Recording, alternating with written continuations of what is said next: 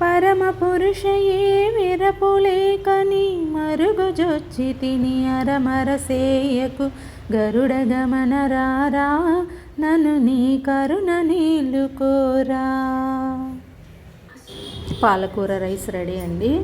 Half నిమ్మ చెక్క పిండేసుకొని onion రైతాతో super taste ఉంటుందండి. ట్రై చేయండి. ఎవరండి చెప్పింది ఆడవాళ్ళకు ఇంట్లో టైం ఉంటుంది, ఖాళీగా ఉంటారని?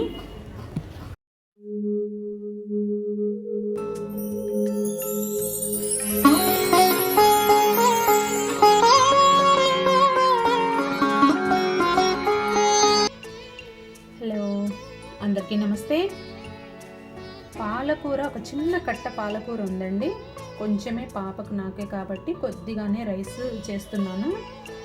రైస్ కలపడం కోసము ఒక చిన్న టమాటో అంత సైజు, ఒక చిన్న టమాటో, 2 పచ్చిమిర్చి, ఒక చిన్న ఆనియన్ అండి. చూసారా ఎంత చిన్నది తీసుకున్నానో? ఆనియన్ రేట్ ఉన్నాయని చెప్పాను కదా. మీకు రేట్ తక్కువ ఉండి బాగా వేసుకోగలిగితే మాత్రం పెద్ద ఆనియన్స్ 2 వేసుకోండి. బాగా పెద్ద సైజు ఆనియన్స్ వేసుకోండి. రైస్ కూడా బాగా టేస్ట్ ఉంటుంది, కానీ తక్కువ వేసాను. ఇదైతే చిన్న కట్టేనండి పాలకూర కానీ తోటకూరతో కూడా చేసుకోవచ్చు, చాలా బాగుంటుందండి. చుక్కకూర కానీ పాలకూర కానీ చేసుకోండి. అలాగే కొంచెం కొత్తిమీర, రైస్ తర్వాత కొంచెం కొత్తిమీర, ఇలాగే అల్లం వెల్లుల్లి పేస్ట్, ఈ డబ్బాలో తీసి పెట్టుకుంటాను కదా, అల్లం వెల్లుల్లి పేస్ట్, తర్వాత కారం, ధనియా పౌడరు 2 కావాలండి.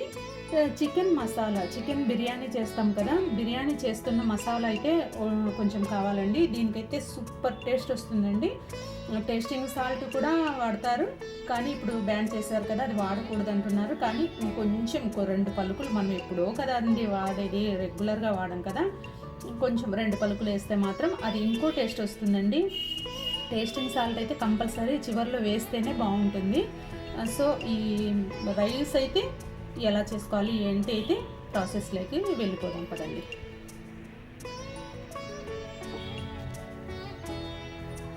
స్టవ్ ఆన్ చేసుకొని చిన్న బాండి పెట్టుకున్నాను.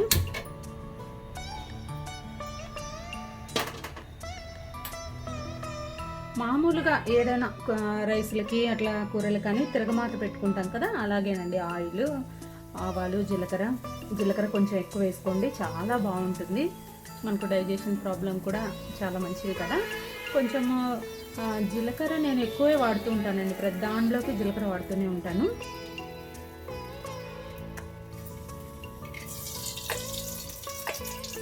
ఆయిల్ కూడా చాలా తక్కువ వేసాను.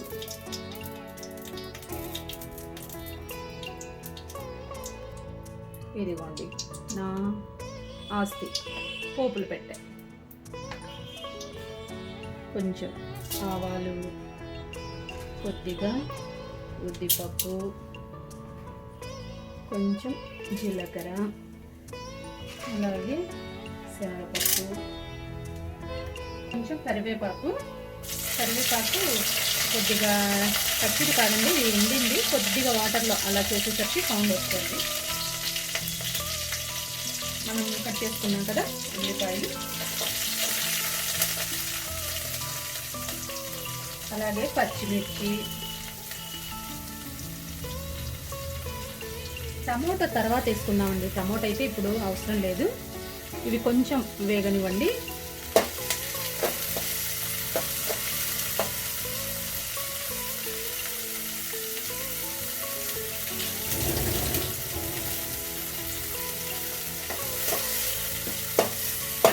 వేగడం అంటే మరీ రెడ్గా ఏం అవసరం లేదండి, కొంచెం ఆయిల్లో అట్లా వేసిన తర్వాత ఇప్పుడు ఈ ఆకులు పెట్టుకున్నాం, కట్ చేసుకున్నాం కదా సన్నగా, ముందే కడిగేసుకొని సన్నగా కట్ చేసుకొని ఈ సైజులో అండి.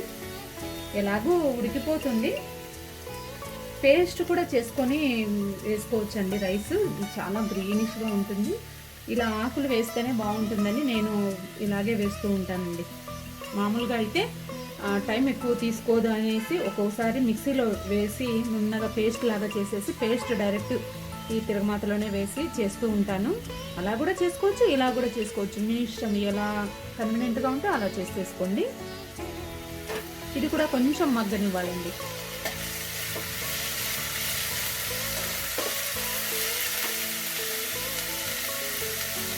కొద్దిగా మగ్గనిద్దాం. కొంచెం మూత పెట్టేస్తే కొంచెం అలా మగ్గుతుంది.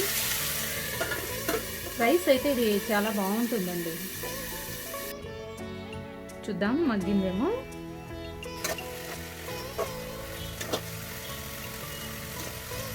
ఎక్కువ కలర్ అయితే చేంజ్ అవ్వలేదు. ఇప్పుడు ఓ టమోటా వేసుకుందాం.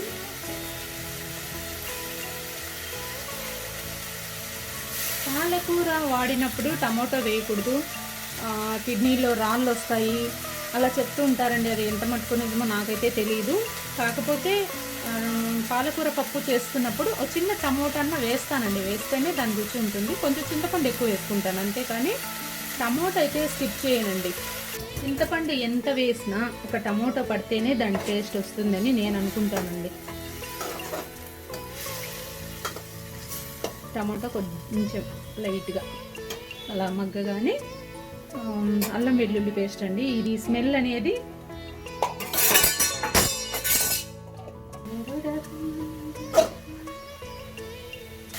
అల్లం వెల్లుల్లి పేస్ట్ కూడా వేసేసుకున్నాం కదా. ఇప్పుడు సాల్ట్ అండి. సాల్ట్ చాలా తక్కువే వేసుకోండి, ఎందుకంటే ఆకుకూరల్లో ఆల్రెడీ పాలకూరలో కానీ తోటకూరలో కానీ ఇది చుక్కకూరలో కానీ సాల్ట్ ఉంటుందంటండి, ఎక్కువ పట్టదనమాట. మనం లైట్గా వేసుకుందాం. ఎలాగో రైసే కాబట్టి కొంచెం తర్వాత అయినా కలుపుకోవచ్చు. ఎక్కువ ఉంటే తినలేము కదా, తక్కువ ఉన్నా తినచ్చు, కానీ ఎక్కువ ఉంటే అస్సలు తినలేము. కొంచెం వేసిన తర్వాత కొద్దిగా పసుపు కూడా ఇప్పుడే వేసేసుకోండి. ఈ వాటర్ అట్లా ఏం పట్టదండి దీంట్లో. ఈ సన్నగా సిమ్లో పెట్టి ఆకును అలాగే మగ్గనివ్వాలి. ఇది ఆర్గానిక్ పసుపు అండి, కొమ్ములు తెచ్చి దంచుకున్నాను, అందుకనేసి పసుపు కొంచెం ఎక్కువ వేస్తూ ఉంటానండి. పసుపు డబ్బా దగ్గరికి వచ్చేసరికి కొంచెం ఎక్కువ టక్కున వేసేస్తూ ఉంటాను. అడుగంటకుండా అప్పుడప్పుడు అలా కలబెడుతూ ఉండండి, ఎందుకంటే మనకు వాటర్ లేదు కాబట్టి కింద అడుగంటుతుంది, అందులో సిమ్లో ఉంటుంది కాబట్టి.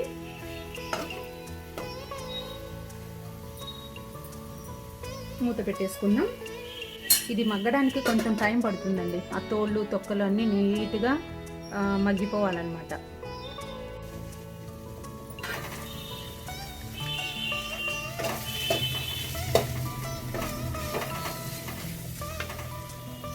ఇప్పుడు కారము, అలాగే కారం చూసేసుకోండి, ఎందుకంటే మనం పచ్చిమిర్చి చేసాం కదా రెండు, ఎక్కువ ఉంటే మళ్ళీ హాఫ్ తీసుకునే వేస్తున్నాను. అలాగే ధనియా పౌడర్ కూడా వేసుకోవాలండి. ఒక చిన్న స్పూన్, ఇది చూడండి ఎంత చిన్న స్పూను. రైస్ క్వాంటిటీ తక్కువ కాబట్టి మనము మసాలా ఎక్కువ చేసుకోలేదండి. ఇదైతే గరం మసాలా. నేను గరం మసాలా అన్నీ ఇంట్లోనే ప్రిపేర్ చేసుకుంటానండి, అన్నీ వేయించి చక్కగా నేనే పొడి చేసుకుంటాను. చూడండి గరం మసాలా కూడా జస్ట్ కొంచెం స్పూన్, చూడండి ఎంత చిన్నగా. గరం మసాలా కూడా వేసేసాను. వీటిని చక్కగా కలుపుకోవడమేనండి.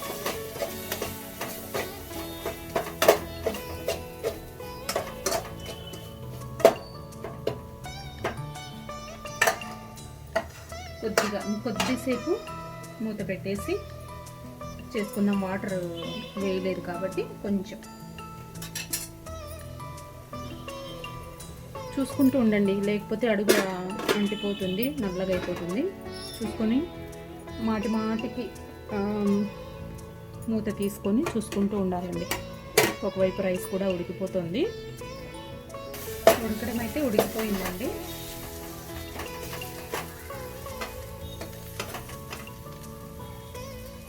ఇవన్నీ వేసేసుకున్నాం కాబట్టి చక్కగా ఉడికిపోయింది.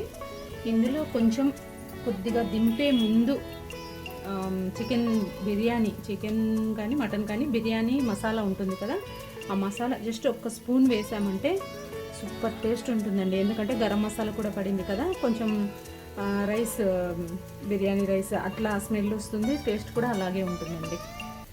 గరుడ గమన రారా నన్ను నీ కరుణ నీలుకోరా, గరుడ గమన రారా నన్ను నీ కరుణ నీలుకోరా, పరమ పురుషే వెరపులేకని మరుగుజొచ్చి తిని అరమరసేయకు, గరుడ గమన రారా నన్ను నీ కరుణ నీలుకోరా, పిలవగాని రమ్మి అభయము తలపగాని ఇమ్మి, పిలవగాని రమ్మి అభయము తలపగాని ఇమ్మి, కలిమి బలిమి నాకిలలో నీవని పలకరించి తిని నలువలుగన్న, గరుడ గమన రారా నన్ను నీ కరుణ నీలుకోరా, పరమ పురుషయే వెరపులేకని మరుగుజొచ్చి తిని అరమరసేయకు, గరుడ గమన రారా నన్ను నీ కరుణ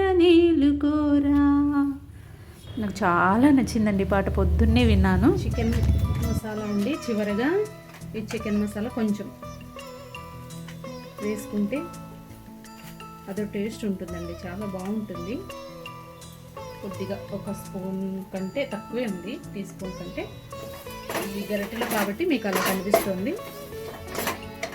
దించే ముందు అది వేసేసి కొద్దిసేపు అలా కలిపేసి దించి రైస్ కలుపుకోవడమేనండి.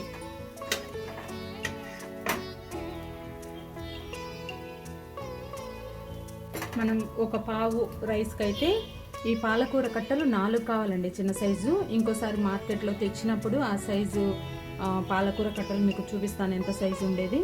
ఒక పావన్నానికి 4 కట్టలు పడుతుందండి.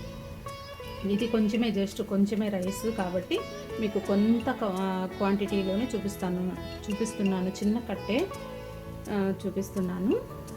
రైస్ కలుపుకున్న తర్వాత చూద్దామండి ఎలా ఉంటుందో. కొత్తిమీర వేయడం మర్చిపోయానండి, తీసి పెట్టుకున్నాను, చూస్తే మర్చిపోయాను. జస్ట్ అలా చికెన్ మసాలా వేసిన తర్వాత కొద్దిగా అట్లా కలిపేసి మూత పెట్టామనుకోండి, స్టవ్ ఆఫ్ చేయండి. ఇంకా స్టవ్ ఆఫ్ చేసి మూత పెట్టండి. కొద్దిగా కొత్తిమీర కూడా వేసేస్తే కింద హీట్ అయిపోతుందండి, చాలు. ఆ మాత్రము బిర్యానీ మసాలా వేసిన తర్వాత స్టవ్ ఆన్లో ఉండకూడదు. దించుకున్న తర్వాత ఉడికించుకున్న రైస్ పక్కన పెట్టుకొని కొంచెం కొంచెంగా వేసుకుంటూ రైస్ మొత్తం ఈ మసాలా అంతా కలిసేటట్టు శుభ్రంగా కలిపేయండి. ఎలాగో ఉడికిందే కాబట్టి మంచి కలరు, మంచి టేస్ట్ కూడా వస్తుందండి. వేరే కూరలు ఏమీ అవసరం ఉండదండి దీనికి. చక్కగా అలా కలిపేసేయండి. ఆ మసాలా అంతా రైస్కు పడేటట్లు చూడండి. శుభ్రంగా కలిపేసుకున్న తర్వాత ఒక సగం నిమ్మ చెక్క, నేను సగమే తీసుకున్నానండి నిమ్మ చెక్క. కాకపోతే ఇలాంటి రైస్లో నిమ్మకాయ అట్లా పిండి కొంచెం తింటేనే టేస్ట్ అనిపిస్తుందండి నాకైతే. శుభ్రంగా ఉప్పు చూసేసుకోండి. ఒక హాఫ్ నిమ్మ చెక్కను పిండేసుకొని ఒక్కసారి టాస్ చేయండి, అడుగుద్ది పైకి అట్లా కలిపేయండి. రైతా దీంట్లో కాంబినేషన్ చాలా బాగుంటుందండి. కుకుంబర్ ముక్కలు వేసుకొని ఈ రైస్ అయితే రెడీ అయిపోయిందండి. ఆ రైతాతో లాగించేసేయండి. ఇంటి పని, వంట పని అయిపోయింది కదా, ఇక రెస్టే కదా అంటే మీరు పప్పులో కాలేసినట్టే అండి. ఎక్కడిదండి రెస్ట్? బ్లౌజ్ స్టిచ్ చేయాలండి. ఇది కస్టమర్ది అండి, నాది కూడా కాదు, కస్టమర్ది. చాలా రోజుల నుండి నా దగ్గర ఉండిపోయాయండి. నేను మగ్గం వర్క్ క్లాసెస్కి వెళ్తున్నాను కదా, అప్పటి నుంచి ఇవి నేను కుట్టడానికి కుదరలేదు, టైము అస్సలు ఉండట్లేదు. తను నా దగ్గర తప్ప వేరే చోట బ్లౌజులు స్టిచ్ చేయించుకోదండి, ఎందుకంటే బాగా సెట్ అయిపోయాయని. కొంచెం కాస్ట్లీ అయినా డైలీ యూజ్ అయినా సరే నేను కుట్టించినప్పుడే తొడుగుతుందండి పాపం. తను ఎప్పుడన్నా కుట్టివ్వండి అని చెప్పేసి నా దగ్గరే వేసేసి వెళ్ళిపోయిందండి. మధ్యాహ్నం పడుకునే టైంలో ఇలా స్టిచ్చింగ్ కటింగ్ పెట్టుకున్నామంటే ఈవినింగ్ అంతా పాప మళ్ళీ కాలేజ్ నుంచి వచ్చేంత టైం వరకు మనము ఏదైనా స్టిచ్ చేసుకోవడము ఇలాంటివి చేసుకున్నానంటే నాకు టైం కలిసి వస్తుందండి. ఇవన్నీ ఆఫ్టర్నూనే కుదురుతాయండి. మార్నింగ్ అయితే మనకు బోల్డ్ అన్ని పనులు ఉంటాయి కదా, ఆ పనుల్లో ఈ టైలరింగ్కు కూర్చోలేను నేను. మగ్గం వర్క్ క్లాసెస్ అయిపోయిన తర్వాత ఇండ్లు మారేది ఒకటి ఉంది కదండి, దానితోనే కొంచెం టైం అంతా వేస్ట్ అయిపోయిందండి. దాదాపు 20 days పైనే అవుతుందండి. అసలు టైలరింగ్ మీద ఇదే లేదా, మిషన్ ఎక్కడుందో, ఆ దారాలు ఎక్కడున్నాయో కూడా నేను చూసుకోలేదు, అలా పక్కన పడేశాను అనమాట. పండగ వస్తుంది కదా, కాకపోతే ఇప్పుడు సంక్రాంతి, అందులో న్యూ ఇయర్ వచ్చేస్తోంది. బ్లౌజులు అయితే స్టిచ్ చేసేయాలి కదండి, వాళ్ళు శారీస్ అన్నీ కొని రెడీగా పెట్టుకొని ఉంటారు. అందుకే ఫాస్ట్గా ఆఫ్టర్నూన్ పెట్టుకున్నానండి. ఇదంతా పనులు తెగవండి అసలు. ఒక పని పూర్తి అవ్వగానే రెండో పని రెడీగా ఉంటాయి. హౌస్ వైఫ్ ఖాళీగా ఉండడం అనే క్వశ్చన్ అయితే అస్సలు లేదండి. పరుగులు పెడుతూనే ఉండాలి. పొరపాటున ఇలా ఇంటి పని వంట పనే కాకుండా బయట పనులు ఇలా స్టిచ్ చేయడం అని, వర్క్కి ఎక్కడికన్నా వెళ్ళడమో, జాబ్ చేసేవాళ్ళు, ఇలాంటి వాళ్ళ పరిస్థితి అయితే ఇంకా వర్ణనాతీతం అండి. నేను ఎందుకంటే మెయిడ్ను పెట్టుకోనండి, నాకు నచ్చదు. మెయిడ్ పెట్టుకున్నా కూడా ఒకవేళ వాళ్ళు చేసినా కూడా బయట వరకు పెట్టుకోవచ్చు, కానీ ఇంట్లో పనుల వరకు అయితే నాకు మెయిడ్ నచ్చదండి. కాకపోతే నేనే ఏదో కొంచెం అటు ఇటుగా చేసుకుంటూనే ఉంటానండి.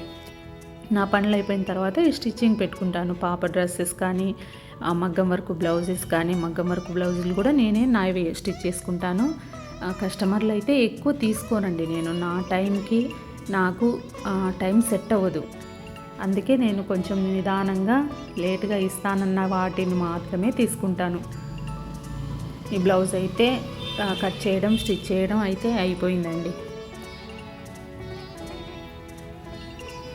మోటార్ కొంచెం ఇబ్బంది పెట్టిందండి. అది చాలా రోజులైంది పక్కన పడేసాను కదా, అందుకే తొక్కుతున్నానండి. నేను తొక్కి కుడుతున్నాను. కొంచెం టైం ఎక్కువే తీసుకుంది. ఈ మధ్య చాలా రోజులైంది కాబట్టి కుట్టి కాలు కూడా బాగా నొప్పి పెడుతుందండి. నిలబడి కట్ చేసి ఇలాగే స్టిచ్చింగ్ కూడా మనము మోటార్ మీద కాకుండా డైరెక్ట్ కుడతామంటే కాలు నొప్పి అయితే ఈజీగా ఎవరికైనా వచ్చేస్తుందని నేను అనుకుంటున్నాను. అలవాటు తక్కువ ఉన్న వాళ్ళకు, రెగ్యులర్గా కుట్టే వాళ్ళకైతే వాళ్ళ పరిస్థితి వేరే అండి. ఇదిగోండి బ్లౌజ్ అయితే అయిపోయింది. పోనీ అయిపోయింది కదా అని ఏమన్నా దాని పని పక్కన పడేసేది ఏమన్నా ఉందా అంటే ఉండదండి. ఇంకా పని ఉంటుంది, ఇంకా 1 hour వరకు ఉంటుంది. ఎందుకంటే హెమ్మింగ్ అండి, హెమ్మింగు, ఉక్సులు, చేతి టాకాలు ఇవన్నీ మళ్ళీ వేయాలి కదా. దీనికి ఒక ఎట్లా లేదన్నా ఒక 40 నిమిషాలు అలా ఇలా ఏదన్నా పనులు అట్లా చూసుకుంటూ 1 hour ఈజీగా పడుతుందండి. స్టిచ్ చేయడం ఒక ఎత్తు, ఈ హెమ్మింగ్ చేయడం ఒక ఎత్తు అండి. అందులో పైపింగ్ ఎక్కడా వేయలేదు కాబట్టి హెమ్మింగ్ అయితే అన్నిటికీ హ్యాండ్స్కు, నెక్కు, అలాగే బ్యాక్, వీపు అన్నిటికీ హెమ్మింగ్ వేయాల్సి వచ్చిందండి. దానికి కూడా 1 గంట టైం వేస్ట్ అయిపోయిందండి. కుట్టగానే పని అయిపోదండి, దానికి మళ్ళీ ఇలాంటి తోకలు ఇవన్నీ చేసుకుంటూ ఉండాలి. ఇదిగోండి ఫ్రంట్ వైపు, అలాగే బ్యాక్, హ్యాండ్స్, వీపు పట్టి అంతా వేసానండి. వేస్తూ ఉండగానే పాప వచ్చేసిందండి. తనకు స్నాక్స్ ఏం చేయలేదు. తను వచ్చి స్వీట్ కార్న్ మొన్న మార్కెట్లో తీసుకొచ్చానండి, ఆ ఫ్రిడ్జ్లో పడేశాను. ఈ ఆకుకూరల కవరు వెనకాల పడిపోయి కొంచెం వాడినట్లు అనిపించిందండి. 3 days అయిందండి తెచ్చి కూడా.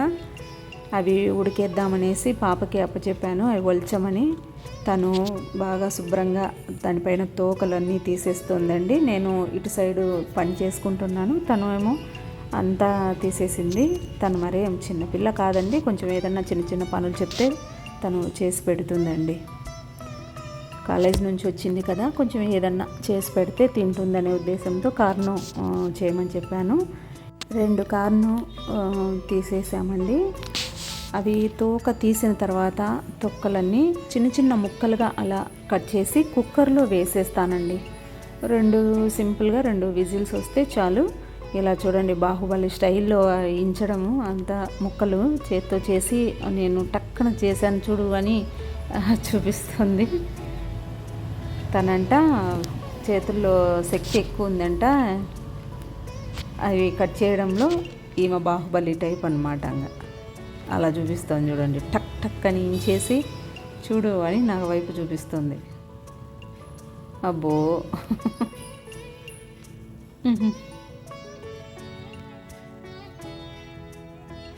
అయ్యా అలా చిన్న ముక్కలు చేసేసుకొని పైన మాత్రమే వాడాయండి, లోపల ఏం లేదు, ఫ్రెష్గా ఉన్నాయి.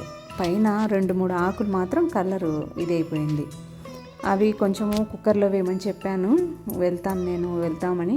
ఈ సూది చూడండి, హెమ్మింగ్ చేసి ఎన్ని వంకర్లు పోయిందో, వంకర టింకర్ అయిపోయిందనమాట. నా చేతితో గట్టిగా నొక్కి పట్టేసరికి హెమ్మింగ్ నీడిల్. ఇదిగోండి చిన్న కుక్కర్ ఉందండి నా దగ్గర. ఇవి ఆల్రెడీ పచ్చివే కాబట్టి త్వరగానే ఉడికిపోతాయి. మునిగేంత వరకు వాటర్ ఏం అవసరం లేదండి. ఒక 2 గ్లాసులు, ఒక పెద్ద గ్లాసుతో అయితే 2 గ్లాసులు వేసుకోండి, 1 గ్లాస్ అయ్యేంత వరకు ఉడికిపోతాయి అన్నమాట. కొంచెం సాల్ట్ సరిపడా, ఎక్కువ ఏం అవసరం ఉండదండి. సాల్ట్, జీలకర్ర అండి, జీలకర్ర మాత్రం నేనైతే ఎక్కువే వేసుకుంటానండి, ప్రతి దాంట్లోనూ జీలకర్ర ఎక్కువే వేసుకుంటాను. కొంచెం కలియబెట్టి అంతా వాటర్లో కలిసేటట్టు. పాప ముందే కార్న్ వేసిందండి, ముందు వాటర్లో సాల్ట్ జీలకర్ర వేసి కార్న్ ముక్కలు వేసింటే సరిపోయిండు. పాపకు తెలియదు కదా, కుక్కర్లో వేయంటే వేసేసింది. ఇదిగోండి అవి ఉడుకుతున్నాయి. ఇంతలోకి సాయంత్రం అయిపోయింది కదా, దీపం పెట్టుకోవాలి కదా. పూజ చేసుకున్నానండి ఇట్లా చక్కగా.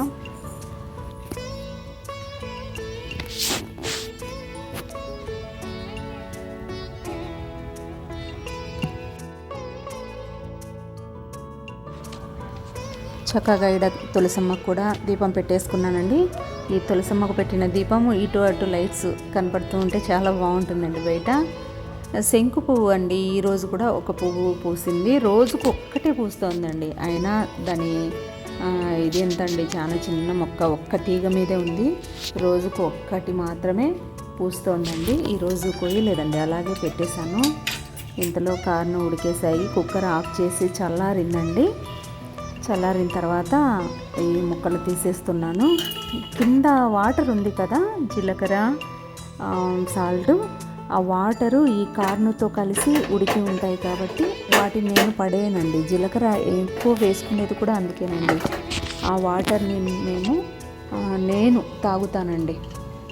ఒక గ్లాస్కి 1/2 గ్లాస్ అయ్యేంతగా ఉడికిపోతాయి. అందులో ఈ కార్ను, జీలకర్ర, సాల్ట్ 3 ఉడుకుతాయి కాబట్టి అది పడేయడం ఎందుకండి, మంచిదే కదా అన్నందుకు ఆ వాటర్ను కూడా నేను తీసేసుకుంటాను, తాగేస్తాను. ఇవి కార్న్ ఉడికాయి కదా, అవి పాప తీసుకొని తింటూ ఉందండి. చల్లారాయి ఆల్రెడీ. ఉప్పు కలుపుకున్నావా? ఉప్పు కారం తినావా? నిమ్మకాయ కూడా కొంచెం మీరు జల్లి పెట్టి ఏదైనా వడగట్టుకోండి. నేనైతే వడగట్టే తాగేదాన్ని. ఈరోజు ఎందుకో కొంచెం తాగుతూ జీలకర్ర నమలేద్దామనే ఉద్దేశంతో అలాగే వేసుకున్నానండి. చాలా ఉడికిపోయాయి, వాటర్ తక్కువే వేసాం కాబట్టి సగం అంటే 1/2 గ్లాస్ కంటే తక్కువే ఉన్నాయి. అందుకనేసి నేను డైరెక్ట్ అలాగే వేసేసుకున్నాను. కానీ కొంచెం తాగుతూ, సాల్ట్ ఆల్రెడీ ఉంది కాబట్టి కొంచెం తాగుతూ ఈ జీలకర్ర నములుతూ ఉంటే చాలా బాగుందండి. మొత్తం 3 గుట్టకలకి అంతా పూర్తిగా తాగేసానండి. జీలకర్ర డైజెషన్కి చాలా మంచిది కదండి, అందుకు జీలకర్రని అయితే వదిలిపెట్టే ప్రసక్తే లేదు. తర్వాత కార్న్, దాన్ని కూడా టేస్ట్ చేశాను. పాప అయితే మళ్ళీ కొంచెం ఎక్కువ సాల్ట్, కారం, అలాగే నిమ్మరసం కూడా పూసుకుంది.